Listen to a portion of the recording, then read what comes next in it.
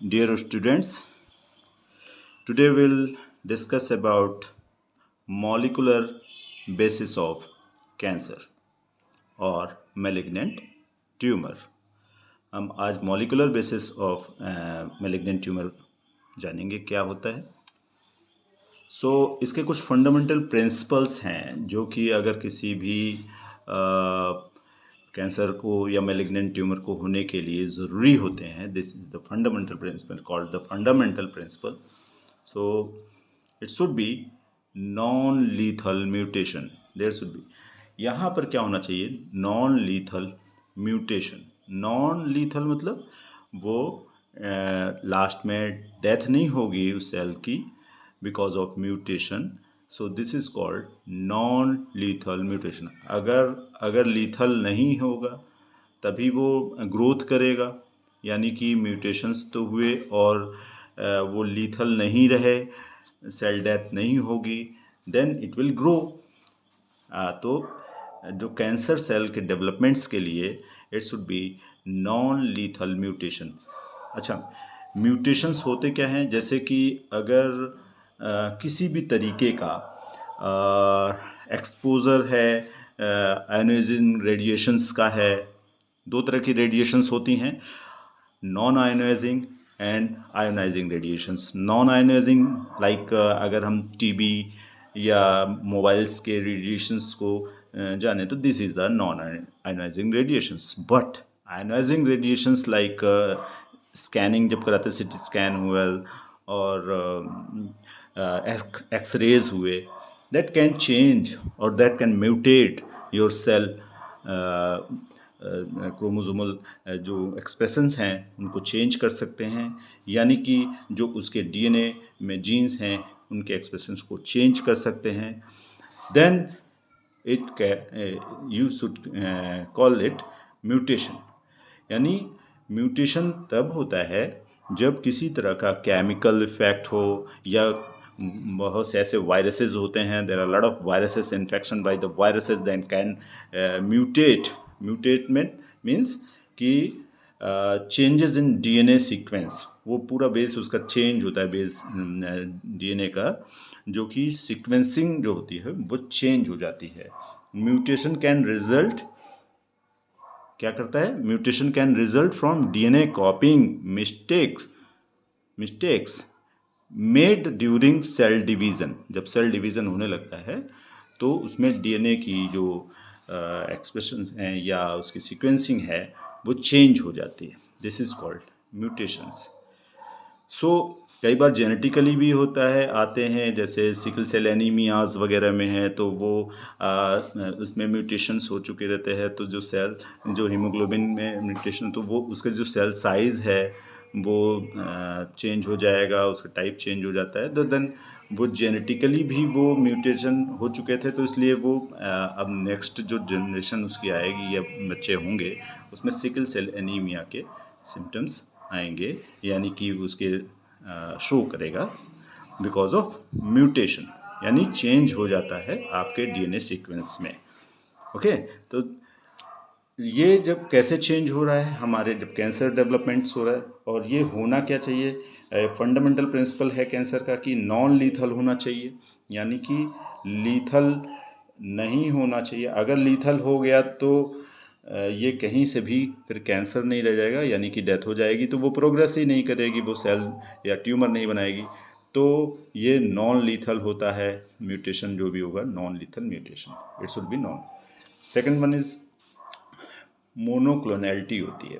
मोनोक्लोनैलिटी means कि मोनोक्लोनैलिटी term होता है कि जैसे एक सेल है, उसी से वो ओरिजिनेट होकर के, उसकी प्रोजेनिटर सिंगल सेल से ओरिजिनेट होकर के एक पूरा का पूरा ट्यूमर फॉर्म कर देते हैं। This is called monoclonality is term that describe a cell line that originates from a single progenitor cell and in a target. इसको क्या बोलेंगे हम, मोनोक्लोनल ग्रोथ बोलेंगे। मोनोक्लोनल ग्रोथ का मतलब, जैसे मान लीजिए कि टाइप्स ऑफ सेल्स हैं, उसमें से एक सेल में म्यूटेशन हुआ या म्यूटेटेड है, और उसमें जब भी डिविजन्स होंगे, माइटोटिक डिविजन्स, तो एबनॉर्मल, जैसा कि मैंने पहले भी आपको बताया कि एबनॉर्मल माइटोटिक डिविजन्स होते हैं या एटिपिकल माइटोटिक डिविजन्स होते हैं, एंड वो उनकी ग्रोथ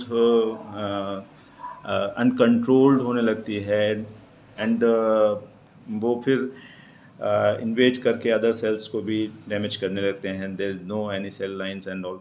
तो वो, लेकिन शुरुआत कहाँ से होती है? सिंगल सेल से, यानी कि एक सिंगल प्रोजेनेटर सेल से होती है, जो कि this is called monoclonal expression या मोनोक्लोनैलिटी कहते हैं इसको।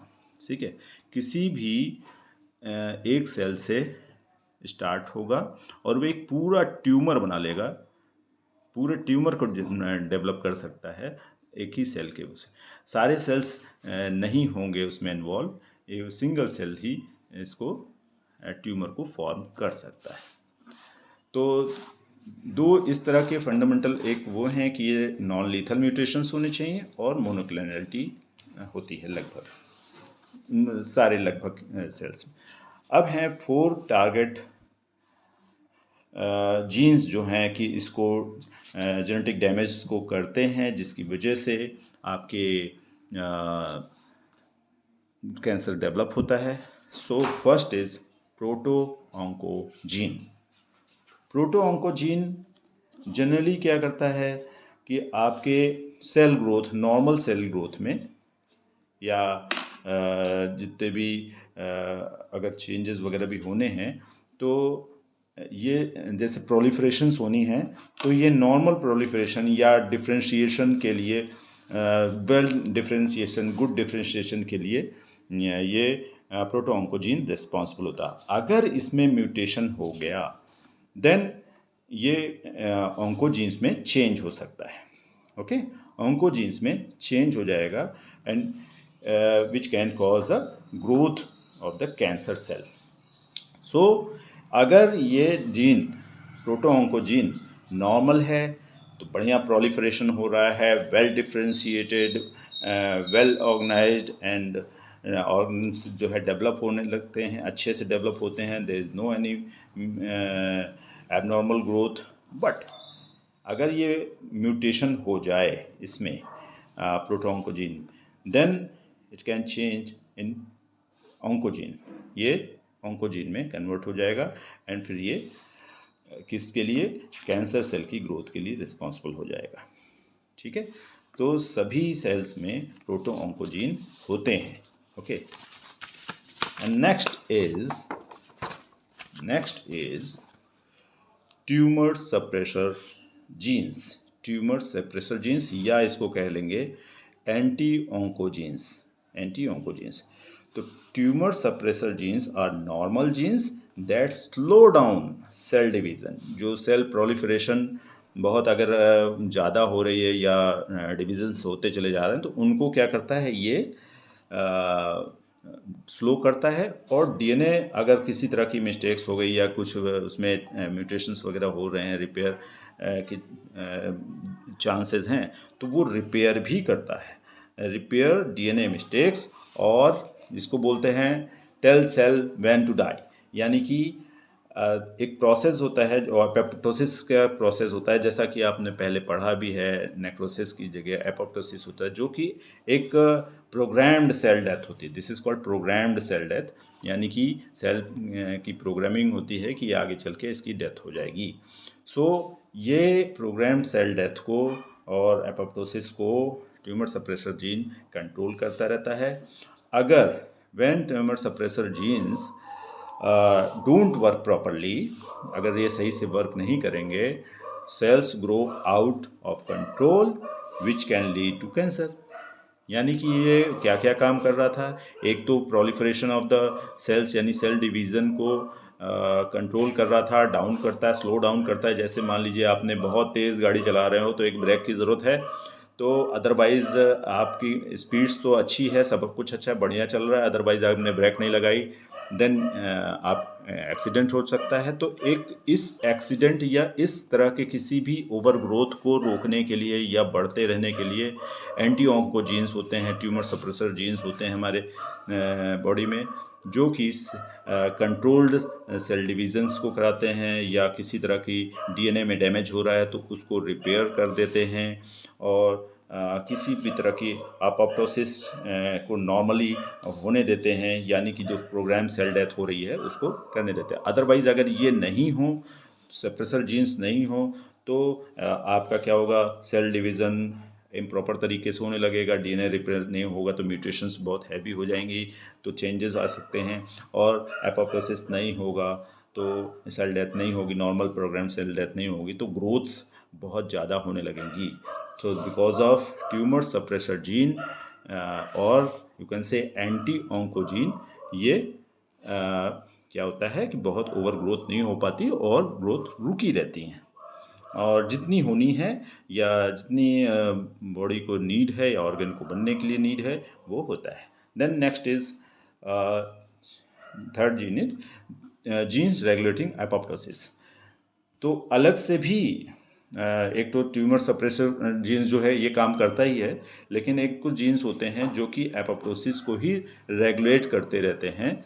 सो अगर ये जीन म्यूटेटेड हो जाए तो ये भी क्या करेगा, कैंसर को आगे प्रमोट करा सकता है या बढ़ा करवा सकता है, because of mutation in gene regulating apoptosis. जो जीन हैं जो रेगुलेट करते हैं एपोप्टोसिस को, उनमें म्यूटेशंस हो जाएं। Then fourth is genes regulating DNA repair. एक डीएनए रिपेयर को भी करने वाले जीन्स होते हैं, जो कि there are lot of types of genes, so उनके नाम वगैरह बाद में देखे जाएंगे। अदरवाइज़ आपको ये जानना है कि डीएनए रिपेयर को करने के लिए भी कुछ जीन्स होते हैं, अगर ये भी नहीं रहते हैं या इनमें कोई म्यूटेशंस हो जाता है तो ये जो है आपके कैंसर को डेवलप कर सकते हैं। ओके, सो ये तो हो गई बातें कि ये जीन्स जो हैं जो हमारे बॉडी में हैं, जो कि ट्यूमर सप्रेशर जीन हैं, या आप कहें प्रोटो ऑन्कोजीन है, जो कि मैंने पहले नंबर पे आपको बताया, कि प्रोटो ऑन्कोजीन है। This is proto oncogene and tumour suppressor gene. Genes to regulate, जो रेगुलेट करते हैं जीन्स, जैसे कि एपोप्टोसिस को, वो genes regulating DNA repair. So ये जो हैं अगर डैमेज हो रहे हैं या कुछ इनमें प्रॉब्लम आती है तभी कैंसर डेवलप होता है। सो अब आती है बात, जो इसके सेकंड स्टेप में हम क्या बताना चाहते हैं कि कैसे होता है मैलिग्नेंट ट्रांसफॉर्मेशन, कैसे हो जाता है। तो essential alterations for malignant transformation, ऐसा क्या हो जाता है या होता है कि जो बहुत ही एसेंशियल है मतलब मैलिग्नेंट ट्यूमर होने के लिए। कुछ बातें हैं, जैसे कि फर्स्ट है नंबर पे self sufficiency in growth signals. इनको मतलब किसी भी ग्रोथ सिग्नल्स की बहुत ज़्यादा आवश्यकता नहीं होती है ट्यूमर सेल्स को डेवलप होने के लिए। ये खुद का एक सिग्नल देते जाते हैं और प्रोलिफरेट करते चले जाते हैं। There is no need of the any signals to proliferation and all. So they are very sufficient, और बहुत ही ये खुद सेल्फ लिमिटिंग जिसको बोलते हैं कि अनकंट्रोल्ड, मतलब अपने तरीके से ये चलते हैं, ऑटोनोमस होते हैं। इनको इसीलिए ऑटोनोमस बोला जाता है कि ये खुद के सिग्नल्स छोड़ते हैं और ये डेवलपमेंट्स स्टार्ट करते चले जाते हैं जिसकी ज़रूरत भी नहीं होती है। दिस इज़ कॉल्ड, मतलब कि हम बोलते हैं कि unwantedly they want they, if you don't want proliferate, body don't want to proliferate, but ये सेल्फ सफिशिएंट हैं कि उस ग्रोथ को वो सिग्नल्स को देते हैं और ये ग्रोथ होती चली जाती है। Then next is insensitivity to growth inhibitory signals। अब ग्रोथ इनहिबिटरी सिग्नल्स जो ग्रोथ को इनहिबिट करते हैं, बहुत ज़्यादा ओवर ग्रोथ को नहीं होने देते हैं, उनके लिए इनसेंसिटिव होते हैं। यानी कि ग्रोथ को होने के लिए अगर इनहिबिटरी सिग्नल्स आ रहे हैं तो उनको वो डैमेज करते हैं या नहीं होने देते हैं, और उनका कोई फ़र्क इन पे नहीं पड़ता है। And third is Altered cellular metabolism, इसकी मेटाबॉलिज्म अल्टर्ड हो जाएगी, एबनॉर्मल हो जाएगी एंड अनवांटेडली ये मेटाबोलाइज करते जाते हैं और बढ़ते चले जाते हैं। एंड ये फोर्थ, जैसा कि मैंने पहले भी बताया कि इन्वेजन ऑफ एपोप्टोसिस है, यानी कि इवेजन ऑफ एपोप्टोसिस, यानी कि एपोप्टोसिस को नहीं होने देते। एपोप्टोटिक कंडीशन यानी कि जब नेचुरली सेल डेथ हो रही थी, यानी कि अगर प्रोग्राम सेल डेथ हो रही है तो उसको नहीं होने देते, सेल को डेथ में नहीं जाने देते, और ये इस प्रोसेस को भी रोकते हैं, इसमें भी इवेजन करते हैं, यानी इसमें भी इन्वॉल्व होते हैं। देन ये आगे चल के सेल की ग्रोथ के लिए या ट्यूमर ग्रोथ के लिए रिस्पॉन्सिबल होते हैं। Second is limitless replicative potential. अच्छा, जैसे अगर जब सेल डिवीज़न हो रहा है, उसमें क्रोमोसोमल एक्टिविटी के थ्रू जो है डिविजन्स हो रहे हैं, लास्ट में टेलोमेयर्स वगैरह क्या करते हैं, मैनेज करते हैं पूरे रेप्लिकेशन को, वो ख़त्म हो जाते हैं लास्ट में। बट वो क्या करता है कि टेलोमेयर्स वगैरह को मेंटेन रखता है और वो उसको डैमेज नहीं होने देता। तो वो रेप्लिकेटिव जो प्रॉपर्टी है वो और बढ़ती चली जाती है, वहीं ख़त्म नहीं, बंद नहीं, तो लिमिट नहीं उसकी वो कर पाता। और जो क्रोमोसोमल मतलब एक्सप्रेशंस हैं वो चेंज कर देता है because of telomeres is will be present here. और वो काम जो है, जो कि रेप्लिकेशन के समय में जो ख़त्म होकर दूसरे प्रोसेस को अपनाना चाहिए था, नहीं होता और रेप्लिकेशंस चालू रहते हैं, जो कि इसकी लिए किसी भी बॉडी सेल्स के लिए कैंसर प्रोड्यूस करने में सहायता करते हैं।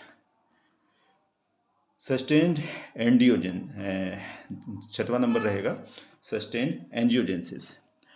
अभी किसी भी सेल को डेवलप होने के लिए, जब भी सेल्स डेवलप होती हैं तो कुछ ना कुछ ग्रोथ फैक्टर्स वगैरह जैसे होते हैं, VEGF, यानी कि ये जो आपकी सेल्स हैं वो अपनी ग्रोथ करते हैं, उनको न्यूट्रिशन चाहिए, उनको न्यू कैपिलरीज जनरेट होते हैं, या उसके लिए जो है ये हेल्प करते हैं ग्रोथ फैक्टर्स वगैरह, और एंजियोजेंसिस करते रहते हैं। सो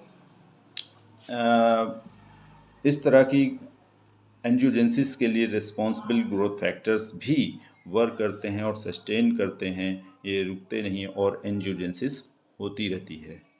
ओके, सो लास्ट हमने जैसा कि आपको पहले भी बताया है, ये अदर सेल्स को भी डैमेज करते हैं, बगल वाली सेल्स के भी सिक्रेशंस को या ये मेम्ब्रेन्स को डैमेज करते हैं और मेटास्टेसाइज होते हैं, सेल्स कहीं की कहीं भी चली जाती हैं। Then it can invade and metastasis, ये पहले वाले लेक्चर में हो चुका है, metastasis and invasions.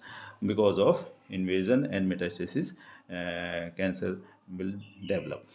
Okay, so growth ही हो जाना नहीं महत्वपूर्ण है जितना कि आपकी इन्वेजन्स होती हैं और मेटास्टेसिस होती हैं। देन ये कन्फर्मेशन हो जाता है कि ये कैंसर डेवलप हो चुका है। ठीक है, so it's all about molecular basis of cancer और मैलिग्नेंट सेल।